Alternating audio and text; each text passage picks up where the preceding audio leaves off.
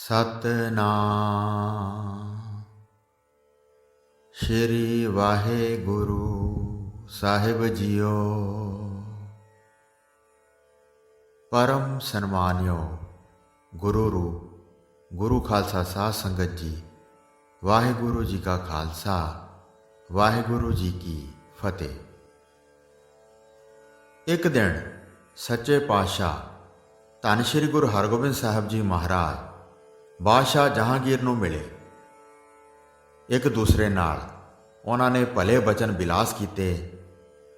बादशाह ने बेगमां दे डेरे भी उन्हां दे पास ही लगवा लए। बेगमां दे तंबूआं नूं संघणे चिक्कां दे झरोखे लगे होए सन। मखमली जरी दीआं झालरां लमक रहीआं सन। चांदी सोने दीआं चोबां लगियां होईआं सन। हीरे जवाहरात ते मोती लगे होए सन, जिन्हां दे जगमग करके चमकण नाल बहुत प्रकाश हुंदा सी। उन्हां विच फिरदियां बेगमां वेखदियां सन, बादशाह वाले पासे अपनी नज़र घुमाउंदियां सन। उन्हां ने एक दो नौकर भी नेड़े वेखे। बाद विच श्री हरगोबिंद साहब जी नूं वेख्या, जिन्हां दा चेहरा बहुत वड्डा सी। छोटी छोटी दाढ़ी इंज लगदी सी मानो चंद दे हनेरे ने घेरिया होवे। मट्ठा मट्ठा मुस्कुरा के बोलदे सन, मानो गुलियां दा डब्बा खोलदे सन। हीरिਆਂ ਦੀ लड़ी वांग विच दंद दिसदे सन। उन्हां दे बचन अमृत वांग मिठे सन। गुरु जी दे बांके नैण बहुत वड्डे सन। कंवल दीआं पंखड़ियां भी उन्हां दा की मुकाबला कर सकदियां सन। सारे गहणे हीरे जवाहरात नाल जड़े होए सन। शरीर उत्ते पहने होए बहुत शोभा पा रहे सन। गुरु जी दी सुंदरता कित्थों तक कहीए, इस धरती उत्ते उन्हां जिहा होर कोई भी लभ नहीं सकदा। गुरु जी का सरूप वेख के सारियां बेगमां रीझ रहीआं सन, मानो विचारियां हिरनियां सन। सारियां इस्त्रियां एक टक वेख रहीआं सन, मानो जूए विच मन नूं हार आईआं होण। झरोखे दे नेड़े खड़ियां सन। वेखण दी प्रीत बहुत वधी होई सी, हट नहीं सी सकदियां। बुत वांग खड़ियां सन, अंग अंग विच जिन्हां ने गुरु जी का प्रकाश धारण किया होया सी। जब तक गुरु जी बादशाह के पास खड़े रहे, उस समय तक उन्होंने अखां इधर उधर ना कीतियां। फिर जब गुरु जी उठ के बाहर नूं चले गए तां वेख के व्याकुल हो गईयां। चित विच ऐसी चटपटी लगी कि ये सोच रहीआं सन कि इन्हां नूं किसे तरह मिलीए। नेड़े हो के जद वेखदियां सन तां अत प्रसन्नता नूं हिरदे विच धारण करदियां सन। उन्होंने अनेक प्रकार के यतन चित विच विचारे। फिर सारियां दासियां विच कहा, बादशाह के पास यह कौन आया है? उन्हां नाल मिल के बहुत देर तक गल्लां करदा रहा है। एक दासी इस बारे सब कुछ जानती सी। उसने सब बेगमां नूं असल भेद बारे दस्या। यह श्री हरगोबिंद जी गुरु पीर हन। उन्होंने बादशाह के शरीर नूं तंदुरुस्त किया है।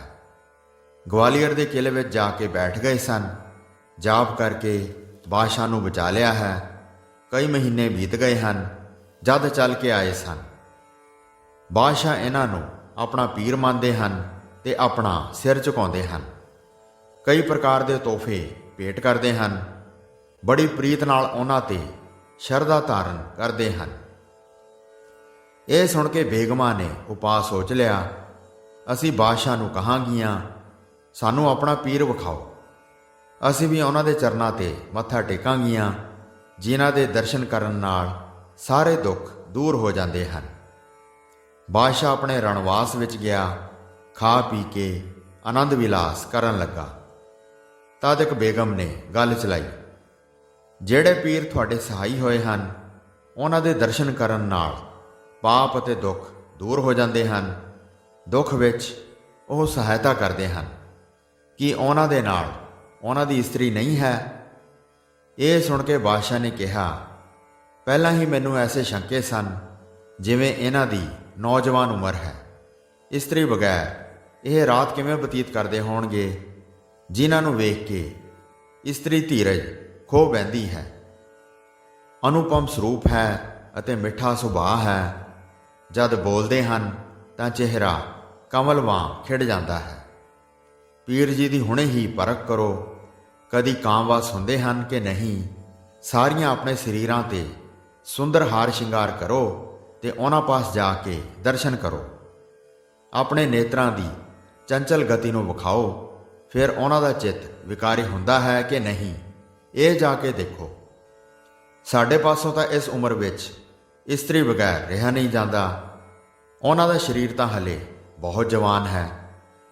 ਇਹ ਸੁਣ ਕੇ ਬੇਗਮਾਂ ਦੇ ਮਨ ਭਾਉਂਦੀ ਗੱਲ ਹੋ ਗਈ। ਸਾਰੀਆਂ ਹੀ ਬਹੁਤ ਪ੍ਰਸੰਨ ਹੋ ਗਈਆਂ। ਜਦ ਸਵੇਰ ਹੋਵੇਗੀ ਤਾਂ ਜਿੱਥੇ ਗੁਰੂ ਜੀ ਦਾ ਡੇਰਾ ਹੈ ਉੱਥੇ ਜਾ ਕੇ ਉਹਨਾਂ ਦੇ ਦਰਸ਼ਨ ਕਰਾਂਗੀਆਂ। ਇਹੋ ਸਲਾਹ ਕਰਦਿਆਂ ਬੇਗਮਾਂ ਨੇ ਰਾਤ ਗੁਜ਼ਾਰੀ। ਬੇਗਮਾਂ ਦੇ ਚਿੱਤ ਵਿੱਚ ਅਤ ਖਟਕਾ ਸੀ। ਸਵੇਰ ਹੋਈ ਤਾਂ ਡੇਰਾ ਕੂਚ ਕਰ ਗਿਆ। ਜਾ ਕੇ ਬਿਆਸ ਦਰਿਆ ਦਾ ਜਲ ਵੇਖਿਆ। ਦਰਿਆ ਦੇ ਆਰ ਪਾਰ ਤੰਬੂ ਲੱਗ ਗਏ। ਹਰ ਪਾਸੇ ਵਿਸ਼ਾਲ ਤੰਬੂ ਲੱਗੇ ਸਨ। ਹਾਥੀਆਂ, ਘੋੜਿਆਂ ਅਤੇ ਸਾਰੇ ਮਨੁੱਖਾਂ ਨੇ ਟਿਕ ਕੇ ਵਿਸ਼ਰਾਮ ਕੀਤਾ।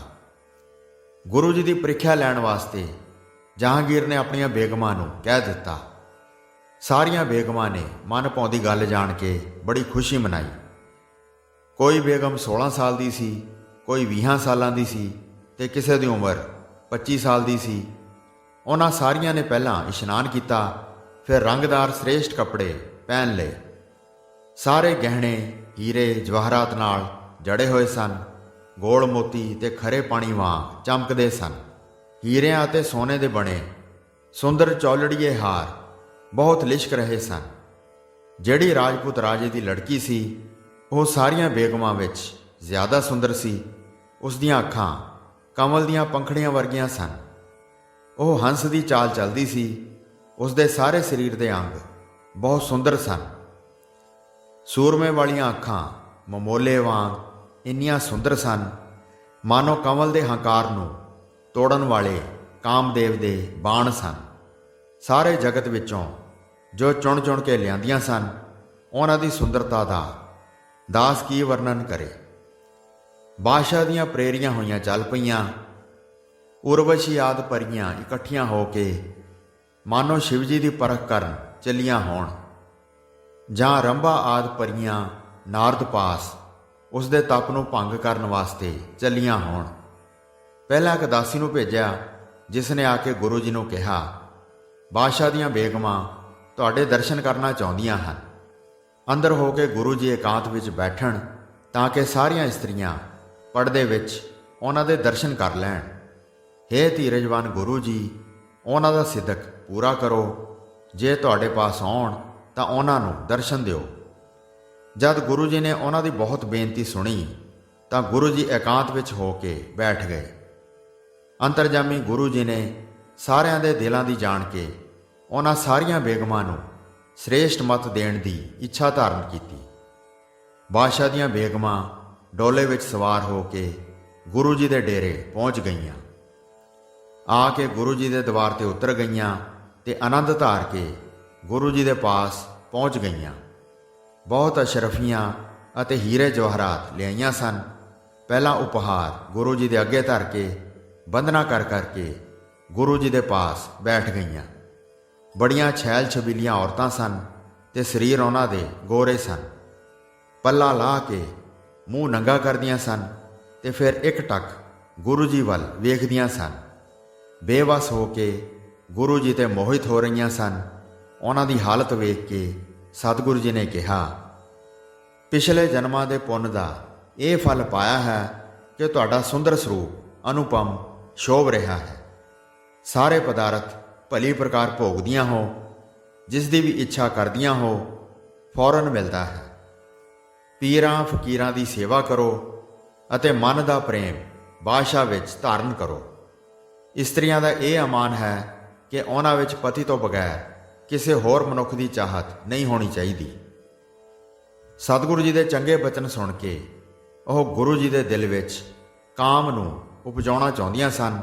ਕਹਿਣ ਲੱਗੀਆਂ, ਹੇ ਪੀਰ ਜੀ, ਦੱਸੋ ਤੁਹਾਡੇ ਨਾਲ ਤੁਹਾਡੀ ਇਸਤਰੀ ਨਹੀਂ ਹੈ, ਨੌਜਵਾਨ ਤੁਹਾਡੀ ਉਮਰ ਹੈ, ਫਿਰ ਕਿਵੇਂ ਗੁਜ਼ਾਰਾ ਹੁੰਦਾ ਹੈ? ਤੁਹਾਡਾ ਸੁੰਦਰ ਅਨੁਪਮ ਰੂਪ ਹੈ, ਵੇਖ ਕੇ ਕੌਣ ਪ੍ਰਸੰਨ ਨਹੀਂ ਹੁੰਦਾ ਹੈ। ਆਪਣਾ ਮਨ ਭਾਉਂਦਾ ਪ੍ਰੇਮ ਪਿਆਰ ਕਿਉਂ ਨਹੀਂ ਕਰਦੇ ਹੋ? ਇਹ ਜਵਾਨੀ ਫੇਰ ਨਹੀਂ ਲੱਭਣੀ ਹੈ। ਹੋਰ ਕੋਈ ਆਨੰਦ ਇਸ ਦੇ ਬਰਾਬਰ ਨਹੀਂ ਹੈ। ਜਿਸ ਜੋੜੀ ਇਸਤਰੀ ਅਤੇ ਮਰਦ ਉੱਤੇ ਪੂਰਨ ਜਵਾਨੀ ਹੋਵੇ ਅਤੇ ਸੁੰਦਰ ਉਹਨਾਂ ਦਾ ਸਰੂਪ ਹੋਵੇ, ਪਿਆਰ ਬਗੈਰ ਇਸ ਜਵਾਨੀ ਨੂੰ ਵਿਅਰਥ ਨਾ ਗਵਾਓ। ਸਰੀਰ ਦੇ ਸਾਰੇ ਯੋਗ ਸੁੱਖਾਂ ਨੂੰ ਸਮਝੋ। ਸ਼੍ਰੀ ਗੁਰੂ ਹਰਗੋਬਿੰਦ ਜੀ ਨੇ ਸੁਣ ਕੇ ਕਿਹਾ, ਇਸਤਰੀ ਭੋਗ ਸਭ ਜੂਨਾਂ ਵਿੱਚ ਪਾਇਆ ਹੈ। ਇਹ ਸਾਰੀਆਂ ਜੂਨਾਂ ਵਿੱਚ ਇੱਕ ਸਮਾਨ ਹੈ। ਸੂਰ ਅਤੇ ਕੁੱਤੇ ਸਭ ਇਹ ਸੁੱਖ ਲੈਂਦੇ ਹਨ, ਪਰ ਮਨੁੱਖ ਨੇ ਇਹ ਵਿਸ਼ੇਸ਼ ਸਰੀਰ ਪਾਇਆ ਹੈ। ਇਸ ਨੂੰ ਸਦਾ ਖੁਦਾ ਨੂੰ ਯਾਦ ਰੱਖਣਾ ਚਾਹੀਦਾ ਹੈ, ਜਿਸ ਨਾਲ ਅਨੇਕਾਂ ਜਨਮਾਂ ਦੇ ਦੁੱਖ ਦੂਰ ਹੁੰਦੇ ਹਨ, ਜਿਸ ਕਾਰਨ ਮਨ ਦਾ ਕਸ਼ਟ ਨਹੀਂ ਹੁੰਦਾ ਹੈ। ਜਵਾਨੀ ਦਾ ਸੁੱਖ ਤਾਂ 4 ਦਿਨ ਦਾ ਹੈ। ਇਸ ਨਾਲ ਪ੍ਰੇਮ ਕਰਨ ਦਾ ਵਿਚਾਰ ਨਾ ਕਰੋ। ਜਿਹੜਾ ਸਥਾਈ ਸੁੱਖ ਲੈਣਾ ਚਾਹੁੰਦਾ ਹੈ ਉਹ ਸਤਿਗੁਰੂ ਦੀ ਸੇਵਾ ਕਰੇ ਤੇ ਅੱਲਾ ਦੇ ਨਾਮ ਦਾ ਸਿਮਰਨ ਕਰੇ। ਥੋੜੇ ਸੁੱਖ ਦੀ ਪ੍ਰਾਪਤੀ ਲਈ ਬਹੁਤਾ ਨਾ ਗਵਾ ਲਓ। ਸੋ ਮਨੁੱਖ ਨੂੰ ਬੁੱਧੀਵਾਨ ਤੇ ਚਤੁਰ ਹੋਣਾ ਚਾਹੀਦਾ ਹੈ। ਤੁਸੀਂ ਵੀ ਸਦਾ ਪਤੀ ਨਾਲ ਪ੍ਰੇਮ ਕਰਕੇ ਖੁਦਾ ਦੇ ਨਾਮ ਦਾ ਸਿਮਰਨ ਕਰੋ ਤੇ ਸ਼ੁਭ ਮੁਕਤੀ ਪ੍ਰਾਪਤ ਕਰੋ। ਬੇਗਮਾਂ ਸੁਣ ਕੇ ਆਪਣੇ ਕੱਪੜਿਆਂ ਨੂੰ ਹਟਾਉਂਦੀਆਂ ਸਨ ਤੇ ਆਪਣੇ ਸੁੰਦਰ ਅੰਗ ਵਿਖਾਉਂਦੀਆਂ ਸਨ।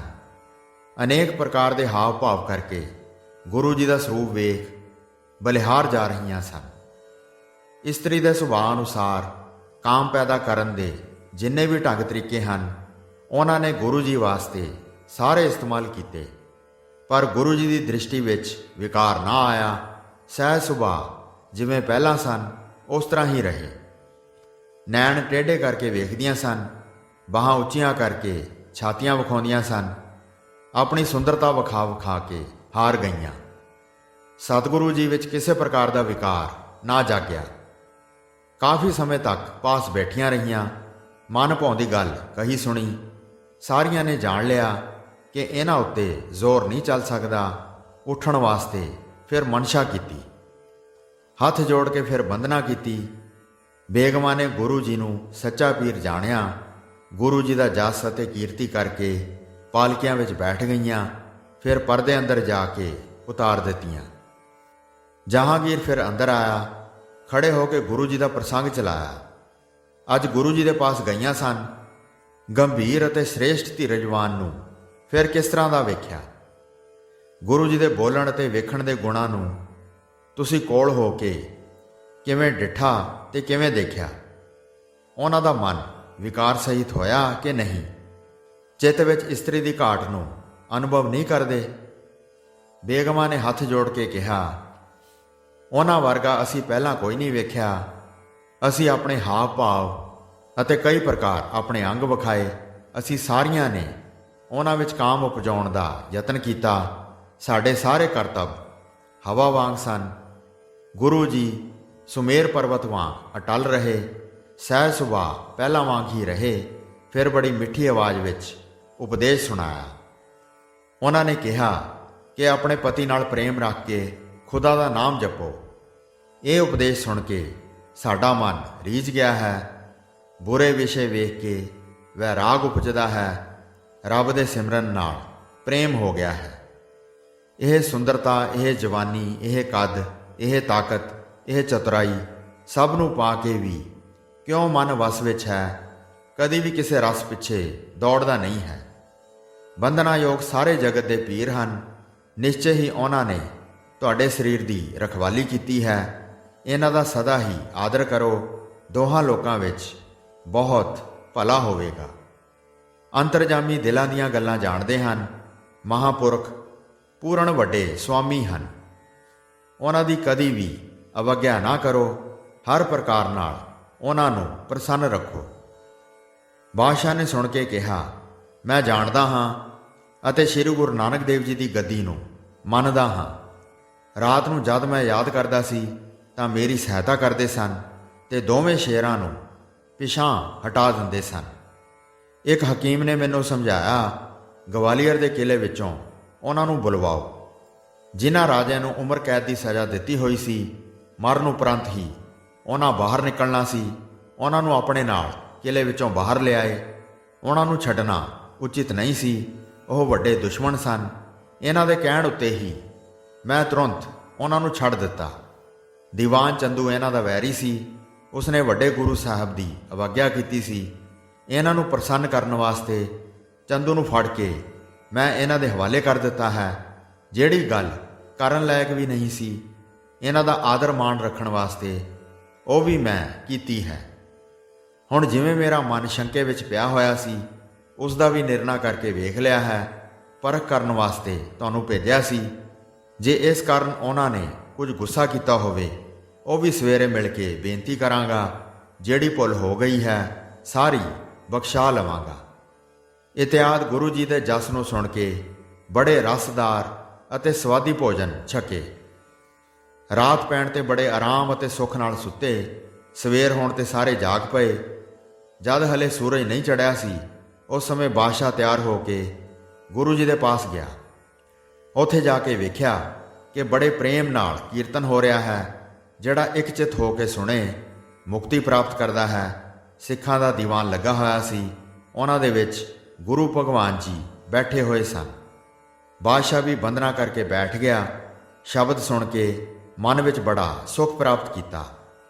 ਜਦ ਆਸਾ ਦੀ ਵਾਰ ਦਾ ਭੋਗ ਪਿਆ ਤਾਂ ਸੁਣ ਕੇ ਸ੍ਰੀ ਗੁਰੂ ਨਾਨਕ ਦੇਵ ਜੀ ਦਾ ਜਸ ਕੀਤਾ। ਸ੍ਰੀ ਹਰਗੋਬਿੰਦ ਜੀ ਨੇ ਬੜਾ ਆਦਰ ਕੀਤਾ ਤੇ ਬਚਨ ਕਹੇ, ਇਹ ਗੁਰੂ ਜੀ ਦੇ ਨਗਰ ਨੂੰ ਵੇਖੋ। ਇਹ ਸਭ ਦੇ ਦਰਸ਼ਨ ਕਰਨ ਦਾ ਸਥਾਨ ਹੈ। ਮਨ ਪਵਿੱਤਰ ਹੁੰਦਾ ਹੈ ਤੇ ਬੜਾ ਪੁੰਨ ਮਿਲਦਾ ਹੈ। ਇੱਥੇ ਸ੍ਰੀ ਗੁਰੂ ਅਮਰਦਾਸ ਜੀ ਦਾ ਘਰ ਹੈ। ਉਹਨਾਂ ਨੇ ਹੀ ਇਸ ਗੋਇੰਦਵਾਲ ਨਗਰ ਨੂੰ ਵਸਾਇਆ ਸੀ। ਆਪ ਜੀ ਦੇ ਪਿਤਾ ਜੀ ਇਹਨਾਂ ਦੇ ਪਾਸ ਆਏ ਸਨ। ਇੱਕ ਪਰਗਨੇ ਦੇ ਕੁਝ ਪਿੰਡ ਉਹਨਾਂ ਨੂੰ ਅਰਪਣ ਕੀਤੇ ਸਨ। ਬਾਦਸ਼ਾਹ ਨੇ ਸੁਣ ਕੇ ਕਿਹਾ, ਮੈਨੂੰ ਵਿਖਾਓ ਤੇ ਮੇਰੇ ਸਾਰੇ ਔਗਣ ਬਖਸ਼ਾ ਦਿਓ। ਇਸੇ ਕਰਕੇ ਮੈਂ ਆਪ ਜੀ ਦੇ ਪਾਸ ਬਖਸ਼ਾਉਣ ਦੀ ਆਸ ਲੈ ਕੇ ਆਇਆ ਹਾਂ। ਇਹ ਸੁਣ ਕੇ ਸਤਿਗੁਰੂ ਜੀ ਨੇ ਬਹੁਤ ਸਨਮਾਨ ਕੀਤਾ ਅਤੇ ਕਿਹਾ, ਸ੍ਰੀ ਗੁਰੂ ਨਾਨਕ ਦੇਵ ਜੀ ਦੀ ਮਹਾਨ ਕਿਰਪਾ ਹੋਈ ਹੈ। ਗੁਰੂ ਘਰ ਦੇ ਤੁਸੀਂ ਸਾਹਮਣੇ ਰਹੇ ਹੋ, ਇਸ ਕਰਕੇ ਤੁਹਾਨੂੰ ਮਨ ਵਿੱਚ ਅਸੀਂ ਆਪਣਾ ਹੀ ਜਾਣਿਆ ਹੈ। ਇਸ ਥਾਂ ਤੋਂ ਹੁਣ ਸਾਡਾ ਰਾਹ ਵੱਖਰਾ ਵੱਖਰਾ ਹੋ ਜਾਏਗਾ। ਤੁਸੀਂ ਇੱਥੋਂ ਲਾਹੌਰ ਨੂੰ ਚਲੇ ਜਾਓ। ਅਸੀਂ ਹੁਣ ਸ਼੍ਰੀ ਅੰਮ੍ਰਿਤਸਰ ਨੂੰ ਜਾਵਾਂਗੇ। ਸ਼ਹਿਰ ਵੇਖੇ ਬਗੈਰ ਬਹੁਤ ਸਮਾਂ ਬਤੀਤ ਹੋ ਗਿਆ ਹੈ। ਇਹ ਸੁਣ ਕੇ ਬਾਦਸ਼ਾਹ ਨੇ ਕਿਹਾ, ਮੈਂ ਵੀ ਤੁਹਾਡੇ ਨਾਲ ਹੀ ਚੱਲਾਂਗਾ। ਦਰਸ਼ਨ ਕਰਕੇ ਫਿਰ ਰਾਹੇ ਪੈ ਜਾਵਾਂਗਾ। ਤੁਹਾਨੂੰ ਨਾਲ ਲੈ ਕੇ ਅੰਮ੍ਰਿਤਸਰ ਵੇਖ ਕੇ ਫਿਰ ਬੜੇ ਉਤਸ਼ਾਹ ਨਾਲ ਲਾਹੌਰ ਨੂੰ ਚਲਾ ਜਾਵਾਂਗਾ। ਬਾਦਸ਼ਾਹ ਦੀ ਮਹਾਨ ਸ਼ਰਧਾ ਦੇਖ ਕੇ ਸ੍ਰੀ ਗੁਰੂ ਹਰਗੋਬਿੰਦ ਜੀ ਨੇ ਠੀਕ ਹੈ ਕਿਹਾ। ਫਿਰ ਗੋਇੰਦਵਾਲ ਦੇ ਦਰਸ਼ਨ ਕਰਨ ਵਾਸਤੇ ਦਿਲ ਵਿੱਚ ਆਨੰਦ ਭਰ ਕੇ ਤਿਆਰ ਹੋ ਗਏ। ਸੋ ਸਾਧ ਸੰਗਤ ਜੀ, ਇੱਥੇ ਇਹ ਪ੍ਰਸੰਗ ਸਮਾਪਤ ਹੁੰਦਾ ਹੈ। ਹੋਈਆਂ ਭੁੱਲਾਂ ਚੁੱਕਾਂ ਦੀ ਖਿਮਾ ਬਖਸ਼ਣੀ ਜੀ। ਦਾਸ ਨੂੰ ਆਗਿਆ ਦਿਓ। ਵਾਹਿਗੁਰੂ ਜੀ ਕਾ ਖਾਲਸਾ, ਵਾਹਿਗੁਰੂ ਜੀ ਕੀ ਫਤਿਹ।